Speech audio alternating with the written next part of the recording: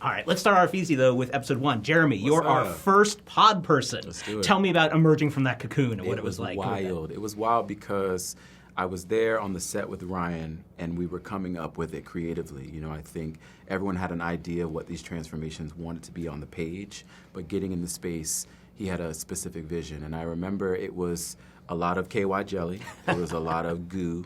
But I think what was interesting for me, just on, you know, as an actor, was instead of playing into the horror and the pain, he was kind of like, allow this to be the most beautiful thing your character has experienced. Imagine being kind of reborn, a rebirth, if you will, and going from, you know, this age of 3 to 30, like learning how to walk and finding these new parts of your body. So I think when we did that, it almost became for me like a ballet. Right. We played some, I think I had like Alvin Ailey music playing, some tribal music, and it just became more of like a spiritual awakening, finding the body and allowing it to be painful but beautiful. So it was fun. I was the guinea pig for what these transformations could be, setting the foundation for that. And then it's interesting as we move through the series, seeing kind of how everyone interpreted, you know, or their own transformation. Did people come to you for advice since you were the first one? I mean, again, we all just kind of came together and talked about how much KY jelly was still in our ears. You know? We all, everybody, they showed Jeremy's transformation to everybody that subsequently had that. It's as like, hey, this is what that experience is. And so he set the foundation for every single other performance, which was so magical because I still think it's the best one. It was almost like dance, like the way he emerged from that, and it became the inspiration that everybody else. Everybody looks at that and goes, "Oh, okay, I think I know what I'm supposed to do," and then nobody looks as good as Jeremy doing it. Yeah, we're all just living up to Jeremy, exactly. Mr. Ramos, episode 3, you have a great Christopher Cross moment where you're singing "Sailing." So I think that's just what I heard just now. But tell me about what's great about that scene, though, is it's very meaty, that monologue. It really specifies some of the themes of the series. Yeah. So tell me about diving into that monologue and what that scene meant to you. Yeah, I mean, it was, you know, you see the assassin, he's an interesting guy, right? Because he's, on one hand, you're like, he's psychotic and he has no heart. And then on the other hand, he'll give you a monologue about a guy that he feels so empathetic, has so much empathy towards. And he's like, you know, this guy he was a star, he is a star, but because of the way he looked, people treated him differently. And then he shows up to the award show and it's like, people are surprised and they expected him to look like something else. He had the voice of an angel and then all of a sudden he couldn't, like why was he treated differently than a Madonna or this person or that person? And I just think that's what makes him so dynamic on the page, you know, like, again, on one hand, this guy's like, does he have any feeling in his body? And on the other hand, you're like, wow, this dude actually, he does. But the things that he feels for are like these niche, weird like things that you find over the course of the show. So I think being able to dive into a monologue like that, and then going into the scene after that, right? It shows. It shows that spectrum of who that guy essentially is, you know. So it was fun, man. It was really fun. I have more monologues like that. Did you just give the whole monologue? There we go. He just like no, I just remember like what he was talking about. No, but it's unbelievable. You basically got, like, it's unbelievable what you just did. Do you hope Christopher Cross calls you afterwards and like gives you thumbs up on your sailing rendition? Like, I hope me and Christopher Cross. Video killed the radio star. Your little video or something. Plug. Come on. Jeremy, I love your line in that scene because you're like, black people don't listen to Christopher Cross. Right, and then 2 episodes later, you're rocking out. That's great. Ashton, coming to you. Episode 5 is a big one. We get a big lore drop where we discover you used to be Vincent D'Onofrio. And what I love about that revelation is I was spending most of the first few episodes wondering, he's doing something. There's something going on here. And once we see D'Onofrio, I couldn't get him out of my head. You just do such a great mimicry of him, or not mimicry, a homage to him. Did you work out how you were going to do that, how you were going to be that person together? Did you get to collaborate? Okay, so I got cast, and then I didn't know who the other person was going to be. So I up until like maybe like 3 weeks before, and then Ryan calls me. He's like, "It's Vincent D'Onofrio."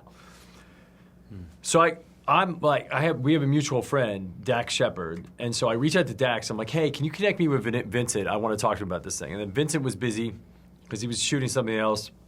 I couldn't get a hold of him for a couple of weeks, so I just started watching Vincent D'Onofrio, his entire body of work. And I'm like, are there things that, like, across characters are the consistent Vincent D'Onofrio things that I could pull into this that I know no matter what character he plays, he's going to do? And so I watched like 100 episodes of Law and Order and whatever, and then I watched like Daredevil, and I watched I went back and watched Full Metal again, and such an unbelievable film. And so then Vincent goes and then finally I get a hold of Vincent, and I'm like, hey, how are you thinking about this? And I kind of give him my perspective of the character, and he gives me a little bit of his, and we talk about like one or two different things we could do. But then he shoots his stuff. And I'm still watching Law and Order, and I'm like, oh man, he's left-handed. Oh my God! How much is he established? And so I call, and I'm like, Vincent, how much? He's like, I'm done. And I'm like, what? I'm like, wait, did you do it all left-handed? And he's like, well, yeah, I'm left-handed. And I'm like, oh God. So now I'm playing this character left-handed. Like, every time I have a gun in my hand, it's with my left hand. Every time I have a drink, it's with my left hand. Like, every time I open a door, every time I do, so that's like one of the things. But there's a bunch of Vincent D'Onofrio. But I didn't want to like do Vincent D'Onofrio, right. And so it's like, how do you get just enough where you go, no, that's the same individual, and so that was the attempt. Yeah, no. What I love about the Full Metal reference is you get your own Full Metal jacket at the end of that episode where you kill everyone in the room. So that was pretty good. I have to imagine you were doing some pile there. I felt like the smile was a little pile. Just doing what he had to do. That's what needed to be done. Containment is essential in this moment. Was that a fun scene to do for you though? Like it's a brutal scene, but it must have been fun to film. Yeah, it is, because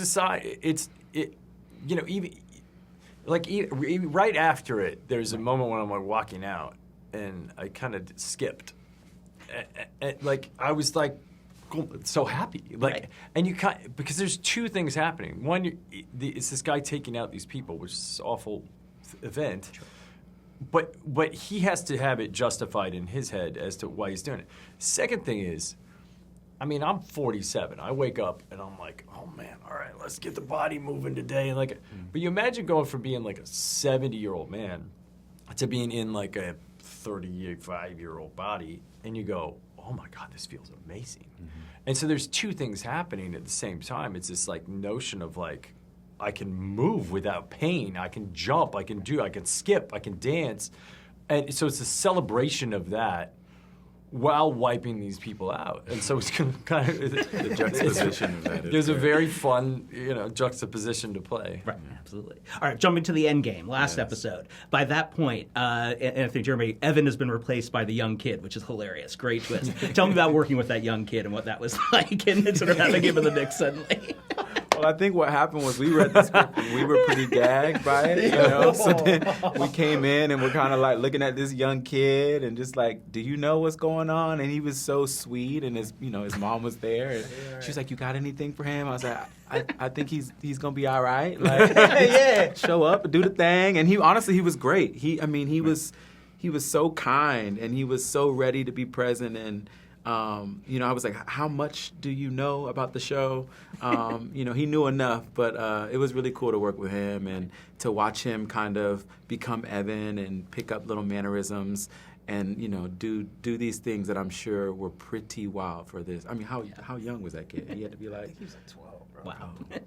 He was great. Just in there shaking. Remember we was holding really shaking. And we had this scene where he got to shake and try. He's shaking and in the room. Yeah, I remember we had to direct him and be like, it's going to feel insane. Yeah, but that's how you know you're doing it right. You know what I mean? If it don't feel crazy, you're not doing it right. At first he was kind of like a little timid with it. We like, no. I'm talking about every... We want to see that neck. The neck got to be necking. Yeah, we got to see that. What's that mean? The neck got to be necking. That's a great direction. Anthony, let me neck my neck. You know what it is. That's what we want. Look, you did it. Clear. You knew exactly what it meant. What are you talking about? Moving on. Got the neck. Check the gate. Ashton, and for you, that opening scene of that last episode, Isabella gets replaced with Nicola Peltz. Peltz, and which is great moment. Tell me about sort of losing Isabella Rossellini, who you're so great with, and then gaining Nicola Peltz in that opening scene. They're all deaths. It's a death, right? And part of it, I read the thing with Evan's character, and I was like, wait, what? Because I was really looking forward to having a face-off with Evan, because I'm going after this Cooper man, and so it's kind of like this, you're just about ready to punch the target, and then the target gets replaced with a 12-year-old child. I can't. You're like, what? And so then I'm like, where I'm apexing this relationship with Isabella. Mm-hmm. And now she's gone. And so you're like, and I'm like, how can I be mad at Nicole Peltz in that dress? Right. And you're like, what is happening? It's so nuts. Every episode of this show is another moment where you're like, what did he do? And Ryan just keeps kind of tinkering, and you're like, it's the weird. It's literally it's like God having a sense of humor every time you get to another scene, and Ryan Murphy is God. That's crazy. That's about to go crazy viral. It's wild. Ryan about to play it every day. Ryan's run it. No, but Ryan's Run just. that back. But he's literally puppeteering these things, and I would get his screenplay and be like, here we go, and then I'd be like, no, what? You're making me do what? It's so great. It's so fun to show up, to do it. And then to Anthony's point, it's you have this dynamically complex character that has these beautiful, vulnerable moments or these crazy soliloquies, and then juxtaposed to this aggression and violence in pursuit of some fleeting thing. It's magical to play and really fun. I mean, it's one of the most. It's maybe the most fun I've ever had playing any character ever. Right. What was that scene you did where your eyes turned red? They were wallowing up, you got super emotional, but you was doing it was something super evil. That you was. I'm trying to remember the scene, bro. I don't know. Episode. The Progeria case. Episode 5. Yeah. You're gifting this so kid with something. Good, bro. Because here's what. Okay, so here's the other side of it, right? Is you go, okay, maybe it's about aesthetics, but then you think about people who have sickle cell anemia, Exactly. right? And they can get CRISPR, and by getting CRISPR, suddenly they don't have to suffer in their life from that ailment. Right. And so you sit as this character and you go, and this gives this character this sense of benevolence that he's actually doing something wonderful for people. Right. It plays to his vanity, for sure. Yeah, right, exactly. And so it's not just about aesthetics. It's about it's about a lot of things that are happening in the world today, where we are tugging at some of these things. Cosmetic surgery is at an all-time high. People are traveling. There's a company we invested in called Essos, where you can travel to Turkey and get plastic surgery at half the cost, but by vetted professionals. And you go wait, people are doing this. It's like cosmetic tourism, and they're doing CRISPR for various things. And so all these things are on the precipice of humanity. This show is about what's happening in the world, in the guise of this sexy package. Right, absolutely. It's delightful.